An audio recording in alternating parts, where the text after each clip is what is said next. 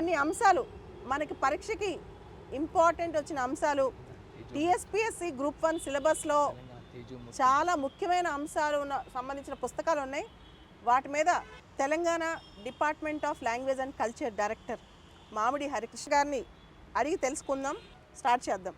Sir నమస్తే అండి. నమస్తే బాలలత గారు. తెలంగాణ కుజిన్స్, తెలంగాణ టేస్ట్స్, తెలంగాణలో రుచులు, చాలామంది యూపీఎస్సీ ఇంటర్వ్యూకి వెళ్ళే వాళ్ళు కూడా హాబీ పెట్టుకుంటారు తెలంగాణ కుజిన్ కుకింగ్ అని, తెలంగాణ వంటకాలు కుక్ చేస్తాను. ఈ పుస్తకం ఉందని తెలిస్తే ఈ పాటికి అందరూ వచ్చేసారు సార్ ఇక్కడికి. నాకు తెలిసిన చాలా మంది తెలంగాణ స్టూడెంట్స్ ఇది హాబీ అనమాట. అయితే తెలంగాణ కుజిన్స్ లో సర్వపిండి, చెక్కినాలు, ఇవన్నీ కూడా సక్కినాలు, సర్వపిండి ఇవన్నీ చాలా పాపులర్ కదా. అన్ని కుజిన్స్ రెసిపీస్ తో సహా ఈ బుక్ లో ఉన్నాయి తెలంగాణకు సంబంధించి. సరే, ఈ పుస్తకం యొక్క విశిష్టత ఒకసారి చెప్పి మా అభ్యర్థులకు దీని మీద ఎటువంటి అవగాహన ఉండాలో.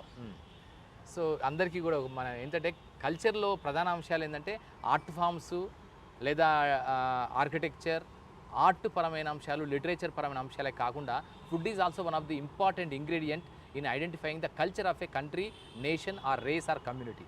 సో ఆ లెక్కన తెలంగాణ అనగానే మనకు కూడా ఇప్పుడు ఇటాలియన్ ఫుడ్కి ప్రపంచవ్యాప్తంగా ప్రసిద్ధి ఉంది, అలాగే స్పానిష్ ఫుడ్కి, అలాగే భారతదేశంలో కూడా ఫుడ్కి ప్రత్యేకత ఉంది. మనకు హైదరాబాద్ అనగానే మనకు వచ్చేది ఇమ్మీడియట్ గుర్తొచ్చేది బిర్యానీ. సో బిర్యానీకి అంతర్జాతీయంగా ప్రఖ్యాతి లభించింది. అలాగే మన బ్రేక్ఫాస్ట్ అనగానే మనకు పొద్దున ఉపాహారం, అల్పాహారం అనగానే మనకి ఏంటంటే ఇప్పుడున్న పద్ధతిలో ఇడ్లీ లేదా సాంబార్ లేదా ఇంకేదో సంథింగ్ వడ, దోశ ఇలాంటివి తింటాం. కానీ తెలంగాణకంటూ ఏమున్నాయి? ఈ ప్రశ్నే ఈ పుస్తకం మొత్తం రావడానికి ప్రధాన మూల హేతు అయిపోయింది. సో దాంట్లో 53 రకాలు మేము అన్వేషణ చేస్తే ఏమర్థమైందంటే 53 రకాల నాస్తా, అంటే ఉర్దూ పదం ఇది నాస్తా అనేది, అంటే బ్రేక్ఫాస్ట్ని నాస్తా అంటారు. ఆ 53 రకాల నాస్తా ఉందనే విషయం మాకు అర్థమైంది. ఆ 53 రకాల నాస్తాలకు సంబంధించిన విశేషాలు మీకు ఇప్పుడు ఇక్కడ దీంట్లో ఈ పుస్తకంలో మనకు కనిపిస్తాయి. ఈ పుస్తకంలో కూడా ఎట్లా పెట్టారంటే మొత్తం అన్ని వంటలు, వాటి తెలంగాణ రుచుల వరుస. మిఠాయిలు ఎన్ని రకాలు ఉన్నాయి? మిఠాయిల్లో దాదాపు 43 రకాల మిఠాయిలు ఉన్నాయి. నాస్తాల్లో 53 రకాల నాస్తాలు, అంటే 53 రకాల బజ్జీల వరకు, మినప్పిండి మురుకులు, పెసర మురుకులు, చేగోడీలు, పాలకాయలు, మసాలా పూరి, ఉల్లిగారెలు, తర్వాత ఇప్పుడు మీరు సకినాలు, పప్పు సకినాలు, కారం సకినాలు, పచ్చి కారం సకినాలు, సర్వపిండి, పాలకూర సర్వపిండి, క్యారెట్ సర్వపిండి, సొరకాయ సర్వపిండి, టమాటా సర్వపిండి, బియ్యం పిండి మురుకులు. సో ఇట్లా సర్వపిండిలోనే ఒక 6 రకాల సర్వపిండిలు మనకున్నాయి. సో ఇట్లా వీటన్నిటి విశేషాలని కూడా పెట్టడం జరిగింది. దీంట్లో వెజిటేరియను, నాన్ వెజిటేరియను, తర్వాత మిఠాయిలు, వీటితో పాటు మంతని రుచులు కూడా చాలా ఫేమస్. అలాగే వరంగల్ రుచులు కూడా కొన్ని ప్రసిద్ధిగాంచి ఉన్నాయి. సో వాటిని కూడా ఇందులో క్రోడీకరించి పెట్టడం జరిగింది. తెలంగాణ కల్చర్లో ఆహారానికి ప్రత్యేకమైన స్థానం ఉంది, ఫుడ్కి. సో సార్ ఒక్క క్వశ్చన్, అంటే తెలంగాణ పిండి వంటలో కానీ తెలంగాణ ఆహారంలో కానీ ఒక్క ప్రశ్న ఎలా రావచ్చు మా వాళ్ళకి? ఇప్పుడు ఏంటంటే ఫర్ ఇన్స్టాన్స్ ఇప్పుడు బతుకమ్మ పండుగ ఉంది.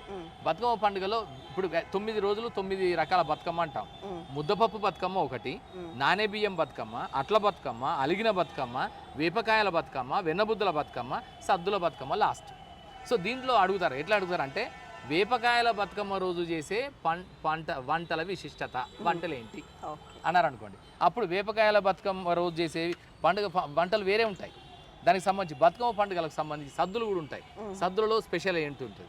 ఆ సద్దుల్లో నువ్వుల సద్ది అని ఉంటుంది, పెరుగు సద్ది, అంటే సద్దుల పండుగలో ఉపయోగించే వంటలు ఈ క్రింది వానిలో కానివేవి లేదా అయినవేవి, ఆ జత ఆ సిరీస్ ఏది కరెక్ట్ అని అడుగుతాడు. అడిగినప్పుడు ఇవన్నీ మనం చెప్పగలుగుతాం. పుట్నాల సద్ది, కొబ్బరి సద్ది, దానిమ్మ సద్ది, మలీదా, ఇవన్నీ కూడా ఇది దాదాపు 7-8 రకాల సద్దులు ఉన్నాయి. మనకు జనరల్గా తెలిసిన సద్దులు ఏంటంటే సత్తుపిండి అని ఒకటి ఉంటుంది, అంటే మొక్కజొన్నలతో చేసేది, తర్వాత నువ్వుల పిండితో చేసేది, తర్వాత కొబ్బరితో చేసేది, తర్వాత పల్లీలతో చేసేది. ఇవి 4 మాత్రమే ప్రామాణికంగా కనిపిస్తాయి. ఇవి కాకుండా ఉండేటివి కూడా చాలా ఉన్నాయి. సో వాటన్నిటిని కూడా ఎట్లా తయారు చేస్తారు, ఏమిటి సంగతి అనేది కూడా దీంట్లో తెలంగాణ రుచులు మొత్తం. అసలు ఈ పుస్తకం ఉందని మాకు తెలుసు సార్. లాస్ట్ మనం తెలిసిన సివిల్స్ ఇంటర్వ్యూకి వెళ్ళడానికి బుక్ చాలా ఉపయోగపడేది. తెలంగాణ రుచులు చాలా అద్భుతమైన పుస్తకం. సివిల్స్ ఇంటర్వ్యూకి వెళ్ళే వాళ్ళే కాదు, తెలంగాణ యువత మొత్తం కూడా రుచులు మర్చిపోకుండా, లోకల్ కుజిన్స్ మర్చిపోకుండా ఈ పుస్తకాన్ని ట్రై చేసే పుస్తకంలో ఉన్న అన్ని కూడా.